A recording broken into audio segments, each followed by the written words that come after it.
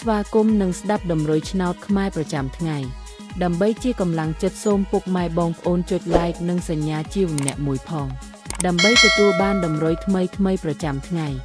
តម្រុយឆ្នោតខ្មែរនៅថ្ងៃនេះគឺថ្ងៃទី27ខែវិច្ឆិកាឆ្នាំ2025ដើម្បីកុំឲ្យខាតពេលយូរសូមស្ដាប់តម្រុយឆ្នោតពី admin មានលេខ64378819សម្រាប់ប៉ុស ABCD សម្រាប់លេខ OZ admin មាន2គ្រាប់គឺ OZ ខ្ទង់60និង20សម្រាប់3លេខគឺ admin មាន2គ្រាប់ផងដែរគឺមានលេខ458គុណ684គុណបើសិនជាពុកម៉ែបងប្អូនស្រឡាញ់និងពេញចិត្តលេខទាំងនេះពុកម៉ែបងប្អូនអាចយកលេខទាំងនេះទៅផ្សងសំណាងបានជាចុងក្រោយសូមជូនពរពុកម៉ែបងប្អូនដែលយកលេខខាង admin ទៅផ្សងសំណាងហេងយើងទាំងអស់គ្នាជូនពរពុកម៉ែបងប្អូនជួបតែសំណាងនិងសុខភាពល្អសូមជម្រាបលាជួបគ្នានៅថ្ងៃស្អែកបន្តទៀត